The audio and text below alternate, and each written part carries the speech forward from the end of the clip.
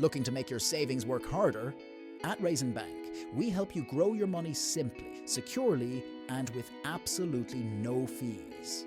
With Raisin, you get access to top savings accounts from more than 30 banks, all through one easy-to-use online account. There's no paperwork, and your deposits are protected by European deposit guarantee schemes, giving you peace of mind and better returns on your hard-earned money. Whether you're planning for the future or just want your money to do more, Raisin makes it easy. Join thousands of Irish savers who have already made the switch. Visit raisin.com and see how much more your savings could earn today. Kathy and Karen have had enough. Enough of fashion brands using 20-year-old models to sell clothes to women in their 50s. Enough of the idea that getting older means becoming invisible. And enough of waiting for someone else to do something about it. In their first podcast, the founders of Women Unbranded tell the story of how the movement started, born out of Kathy's work as a personal shopper, where she kept meeting the same woman over and over. Someone who'd somehow stopped seeing herself clearly. Not because anything was wrong with her, because fashion and beauty had simply stopped bothering to talk to her. Karen felt it too. Hit her 40s feeling better than ever, looked around and found nothing, no reflection of what that stage of life actually looks like when you're living it. So they decided to build it themselves. Women Unbranded is a community, a movement, and, as this episode makes very clear, a bit of a rallying cry. These two are just getting started. Find out more at womenunbranded.com or follow along on Instagram at women_unbranded. Get in touch directly at Karen@womenunbranded.com. Well, Karen, what a joy it is to be here with you on our first podcast talking all things Women Unbranded. I know, it's taken a while, but we got here, Kathy. We got here. Exactly, yeah. So listen, I mean, you have to be the best person to explain to our audience, I mean, what is Women Unbranded and why was it founded? Do you know, Karen, Women Unbranded came about in my work as a personal shopper down in Kildare Village. Basically, this was a post-COVID story that I was looking at the same woman who kind of felt like she'd lost her mojo, unsure about what to wear. Maybe her body shape had changed. Things in her work life may have changed in terms of the corporate uniform was no longer appropriate. All sorts of reasons had her looking at her style and going, I'm really not sure anymore. Age also played a part in it. And so I was seeing this woman, this type of woman almost with the same challenge over and over again. And the natural thing for any of us to do, I think, when we're looking for inspiration is to look around popular culture and see what's out there so that we can be inspired by people like us. But unfortunately, people like us were nowhere to be seen for the ads for beauty and fashion. And just when we're flying high in terms of who we are, we've come through things in our lives, is when we intersect with fashion and beauty brands saying, we don't want to talk to you anymore. And what I noticed was that the effect of that was that many women started to feel really invisible in the world in general. But when it got really bad, it was when they were invisible to themselves. And that just had a kind of psychological a kind of effect of making them feel less than, that they weren't good enough, that it was all over.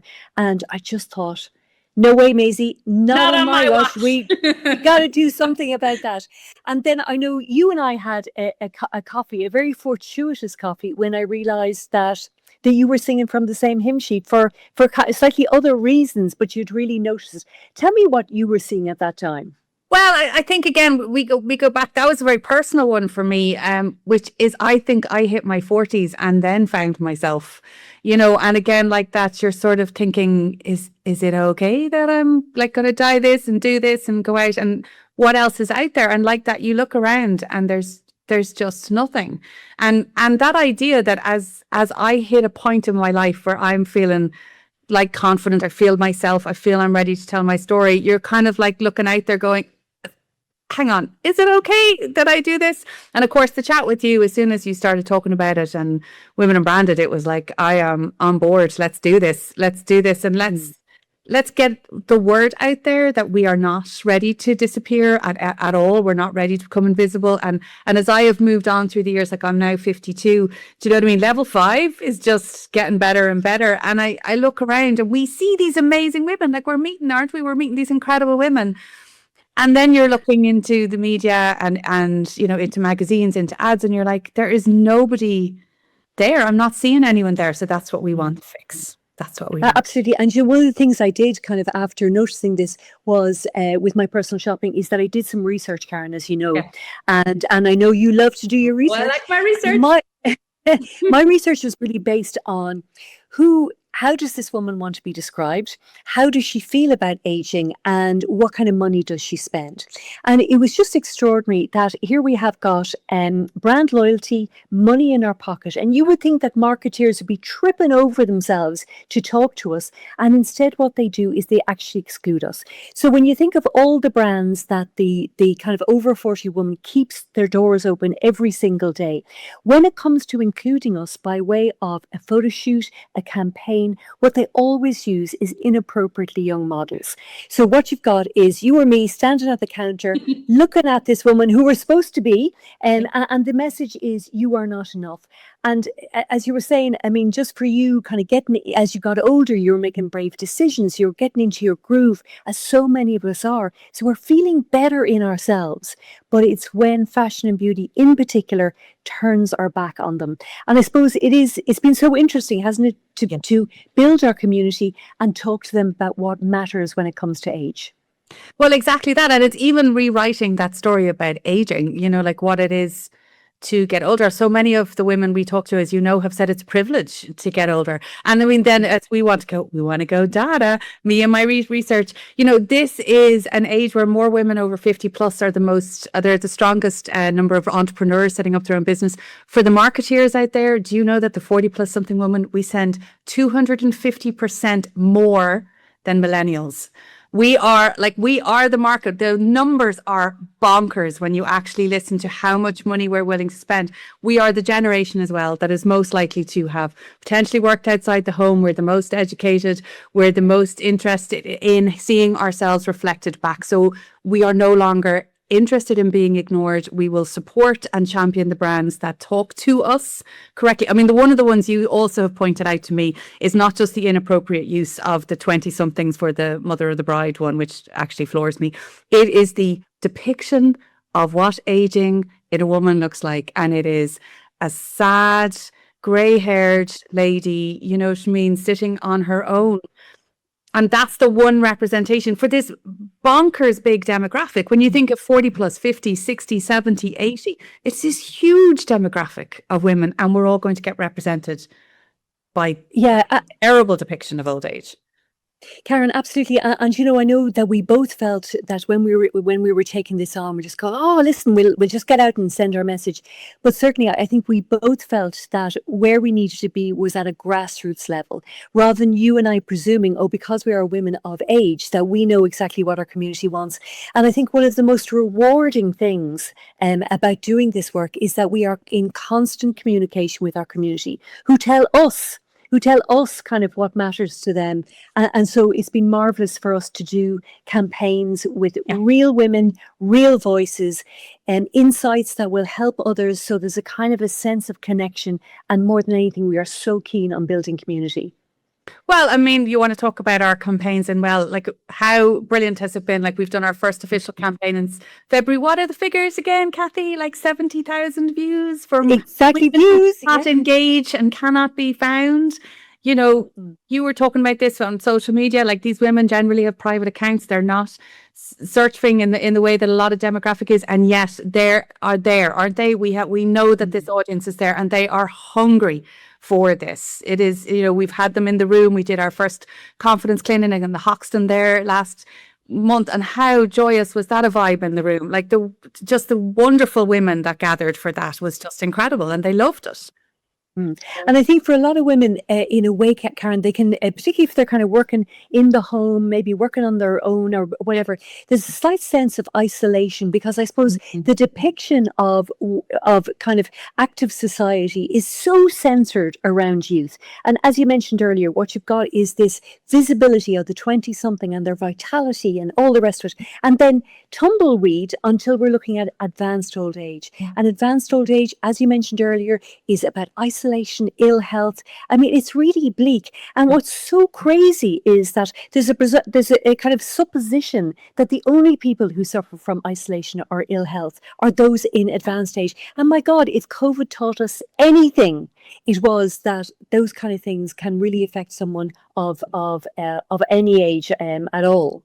I think as well, though, it's speaking to what we've discovered as well with so much of Women Unbranded. You mentioned it earlier about the grassroots. It's about community. It's about circles. It's about getting people together. Like, we've been around the country now, you know, we've done the women's sheds movements. We've done our own events. We've joined up with others. And it's the joyousness of women coming together and saying, I didn't even know this existed. Or look, you know, these other women, aren't they incredible? And we learn from each other. We're sharing those stories across the circle. Do you know what I mean? And finding out this joyousness, this connection, and everyone is on board. We have not had to have, I don't think there's anyone that we've explained what Women Unbranded is about and what we've got, you know, want to do and gone, really? I'm not that interested. Everyone's like, oh my God, yes, sign me up. Like, I want to do it. Absolutely. And you know, Karen, I suppose one of our kind of key messages not only is about highlighting the visibility and value of the over 40 woman, but also changing the narrative. And I know you are really strong in terms of the research you've done, in terms of what the story is about the over 41, the current story. Well, the current story is ever shifting. We are the vanguard generation that is changing the literal face and the energy. Look at all the talk that has come up in the last few years just around perimenopause and menopause and what it means. And that menopause is not, you know, the falling off of a cliff. It is a transition into this powerful stage of our life. And it's the same thing happened with the vitality and the experience and the confidence that is coming through the 40 plus 50, 60, and the value that brings to the generations behind us. And I know that we're not just about supporting the women in our demographic. We're about looking at the 20-somethings, 30-somethings who are, you know, how much, you know, they're leaning now onto Botox and anti-aging, and it's this fear. We want to show them that there's nothing to be afraid of in getting older. And in fact, it gets better.